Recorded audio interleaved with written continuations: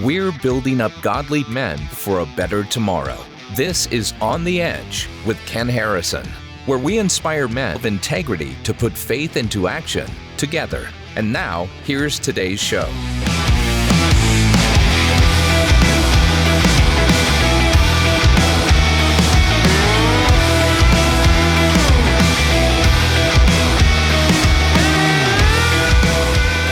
So Tim, you're a guy, 6 kids. Yeah.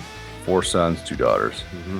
Very, very successful in the Texas oil and gas industry. 20 grandkids. Mm-hmm. And so I just wanted to ask you some really tough questions. Great. And you only have a vague idea of what I'm going to ask you, so you're going to be winging this. Okay. But I think this is good. I mean, you're a guy that I know to be a massive source of wisdom, a very godly man, a man who knows Scripture, and I really respect the way your mind thinks. And I think this might be some really good advice for men across the world to hear. And so I'm going to ask a question that is always on all men's minds, but specific to their kids. How did your 6 kids are all incredibly great young men and women. I mean, they love the Lord. They're walking with the Lord. They've done fantastic. How did you address sex with your kids? Because a lot of dads stumble over that issue. Well, we did it very openly. If I'm just going to do a headline, I would say we were very open about it. And in our culture, there's still a kind of, Augustine kind of said that, sex is bad and you only should have sex to have children and stuff. And that's still in our kind of Christian culture.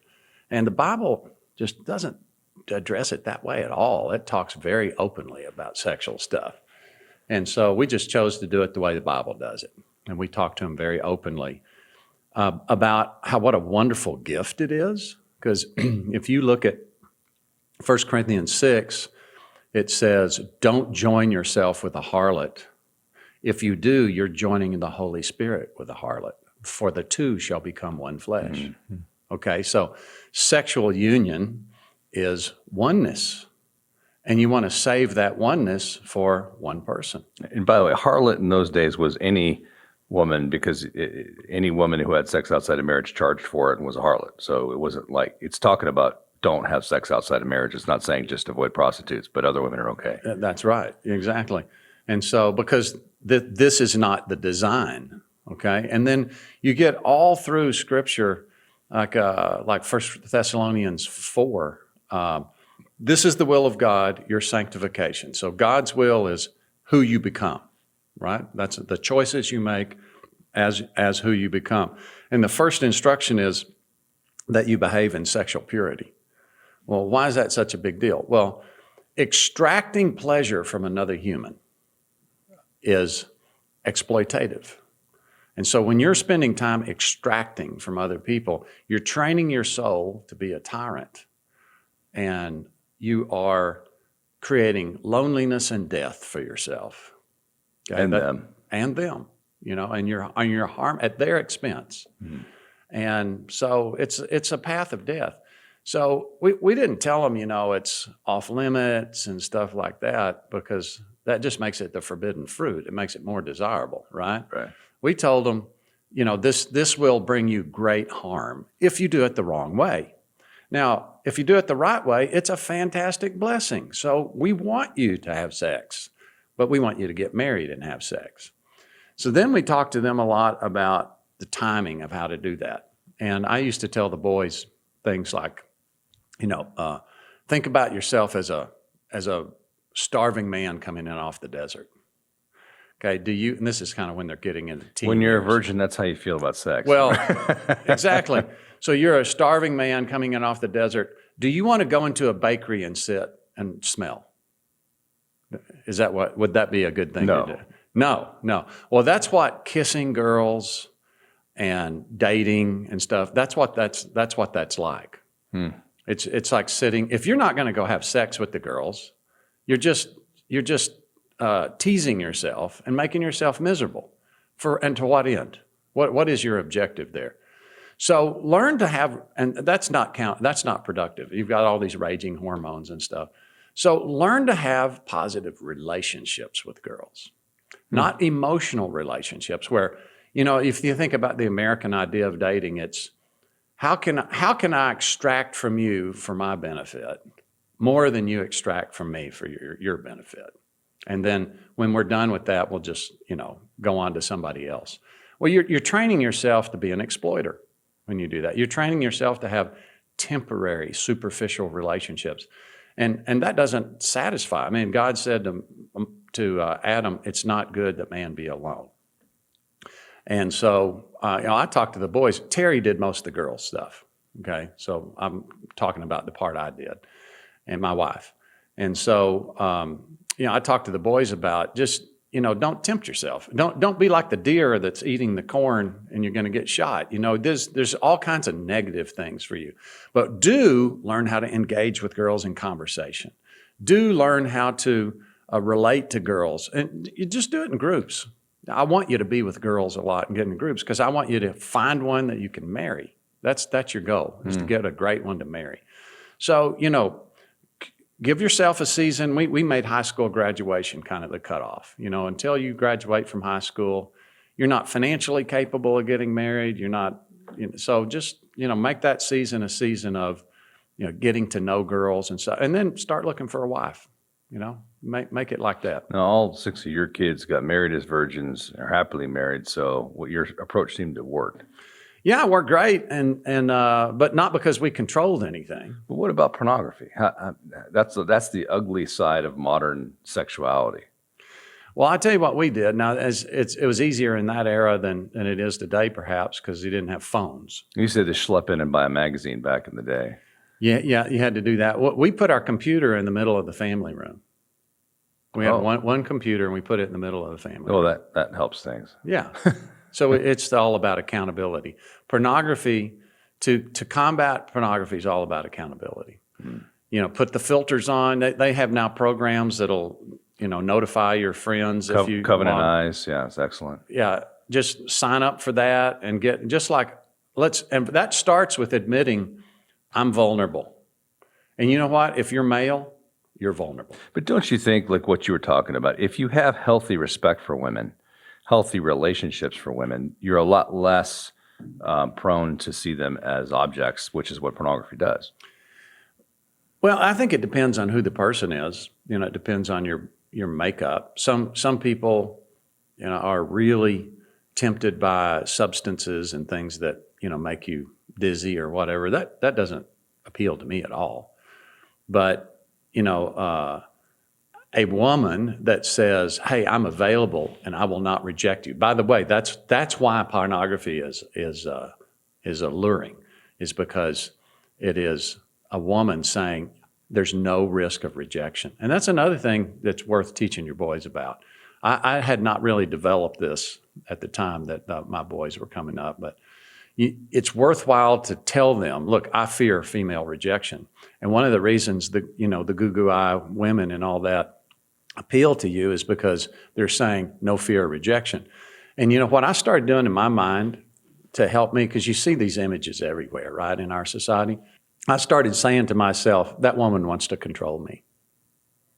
That woman wants to control me. And I don't want some, foreign woman to control me, some woman that's not my wife. I can't have any. So I actually have a little thing to talk myself out of why that would be attractive to me. And there'd be other ways to do it, like, that woman is telling me that she wants me to exploit her so she can exploit me, and that's a 2 ticks and no dog relationship. That's death. You can tell yourself what this really is and come up with your own way of doing that. So we tried to train our kids in that. We used biblical imagery a lot with our kids. Hebrews 6 says, teach your kids all day long. So we did constant worldview training, not preaching, but just practical wisdom. The consequence of sin is death. That's what you can't do it. Okay, you can't do it. They absolutely can do it. Recognize the reality of kids' freedom. They're going to make their own choices. The way that I'm just repulsed by pornography, and I had not thought about it, but the reason I do is when I see those images, I think of a victimized woman. I think of a gal who's been abused And now she's being abused more by the person who's taking those pictures of her. And it makes me kind of angry when I see those. I don't feel titillated. I feel like that girl is a victim of some creepy dude. How dare I feel any kind of, attraction to that, right? Yeah, so there's three things we control, and God has given us stewardship of: who or what we trust or depend on, what we do, and the perspective we choose. You've chosen a perspective. Yeah. And that is absolutely the way to deal with sex. Choose a perspective, okay? And what I do, I'm a foinker. I think about, progression of things. I naturally kind of play out. What might go wrong? What might go wrong or what might happen. Foinking means fear of imaginary negative consequences, but it works for positive things too. I think about, being a hero or whatever. And my mind just automatically does it. So, when the temptation comes in, what I do is I just, this is the way I take it captive, as I say, okay, well, let's just say I did that. Then what? Then what? Then what? Then what? Then what? Then what? Oh, that's terrible. That would be a disaster. Okay, well, then that's a dumb thing to do, right? It's a great way to stay out of jail. Exactly. I'm telling you, as a former policeman, if I have another drink and I get in my car, then what? Then what? Right? Yeah. So I just think about those things and then say, well, okay, you have a one-night stand or whatever. Then what do you say in the morning? Then what? Then what? And then who you tell? And then what? Well, that would be the most disastrous. Pretty soon thing you world, have a rabbit boiling in your pot in your kitchen for everybody who's over 45 and remembers that movie. Today's episode is brought to you through the generosity of Waterstone. For nearly 40 years, Waterstone has assisted givers in supporting their favorite charities, like Promise Keepers, by crafting customized, innovative giving solutions. Waterstone gift strategists stand ready to create your personalized charitable plan, utilizing business interests, real estate, appreciated assets, charitable trusts, giving funds, and more. These donor-specific giving strategies allow givers to bypass capital gains taxes, receive a fair market value charitable deduction, and have tax-free growth for years to come. Prioritize income, minimize taxes, and optimize your giving with Waterstone. Find out how to give and receive the most from your assets by visiting www.waterstone.org. And now, back to today's show. What about, how did the relationship change? Now you have two sons-in-law. That's different than your sons, right? You have four daughters-in-law, and then you're also a grandparent to 20 kids. How did that change from being a father to 6 kids to those different kind of dynamics? Well, the objective that we Terry and I, we say we encourage people to have for their kids is they leave home and they make their own, they know how to make good decisions. They know what good values are. They're equipped to make good decisions and fully recognize they are going to make those decisions. Now, you want to have 100% acceptance of your kids. You want to constantly convey to your kids, I accept you no matter what, just like Jesus does to us. No matter what, you're mine. I love you. I will always seek your best interest. At the same time, you want to be like, I will only approve those things that are good for you. Okay? I'm not going to. So 100% acceptance, but not 100% approval. Approval only for those things that are good for you. So important to separate for a parent. You got to have those two. And nothing you can do will ever cause me to reject you. And you never want to even hint that you would reject your children because that's controlling. Okay? And if you control your kids, you're either going to stunt them or you're going to chase them away. Both things are bad. So what you want to do is really fill their emotional tank. That there's nothing they can do. Go be a drug addict or whatever. I'll still seek your best interest. Now, I will not approve that not one bit. I'm not going to enable bad behavior. Okay, so I'm going to give you the truth all along the way about what's a good choice and what's a bad choice, and I'm going to give you consequences for bad choices. Tough to be a dad sometimes to allow your kids to fail or to make a bad decision and suffer the consequences. We want to rush in and then we end up with spoiled children. I want them to suffer the consequences because they need to learn how the world actually works. The world is cause-effect. And you want to make decisions that give you good consequences instead of decisions that make bad consequences. You could summarize the Bible into saying Here's how to have good consequences instead of bad ones. Because it's all about making good choices. And that's what you're training your kids to do, to make good choices. It's pretty amazing that an engineer ended up with such artistic kids. That's a compliment to the freedom you gave them to be who they are. You didn't require them to be engineers. No, well, we tried really hard. We studied a lot about child rearing. There's a lot of good experimental books, observational books out there. And the Bible makes it clear you can see God through how things work, or you can see it through the Bible. They're both going to overlap. So we looked at birth order factors. We looked at the fact that the second kid usually rebels to get away from the shadow that they're under the first kid. So we tried really hard to give a different path for our second boy. We know that parents have a bent to try to put their kids in a mold that they wanted to be. Mm-hmm. And so we tried really hard to figure out what our kids were good at and kind of nurture that verse. If you help your kids grow up in the way they're bent, then they won't depart from it. That proverb. Well, if you really help your kids become who God made them to be, they're more likely to be way more constructive people, right? And to make good choices. So we tried real hard to be, nurturers in that respect, while being very strict about understanding cause-effect. Now, in that vein, one of the things we tell parents all the time is pick your battles, okay? Mm-hmm. Don't control the kids. Do teach them cause-effect. So you need some boundaries, but not many. You don't want a lot of boundaries. A few is possible, but not zero, okay? So we picked eating and chores and defiance were the main three battles we picked. So you can't eat whatever you want to. You eat what we put in front of you, okay? That was one. And you don't have to eat, but if you want to eat, here it is, okay? And then another one was, you got these chores, you got to do the chores. And the third was just respect. You got to respect our authority if we ask you to do something. And if we see defiance, we're going to snuff it out, okay? You will lose definitively if there's any defiance of any kind. And so that was basically it. The rest of it, we just, they dribbled in the house and they played baseball in the house and they took, blankets out and made tent forts in the house. I had to clean it up afterwards, but, they're kids. We want them to use their imagination. We wanted them to grow. We wanted them to explore.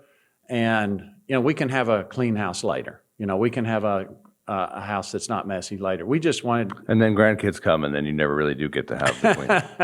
Well, we have it.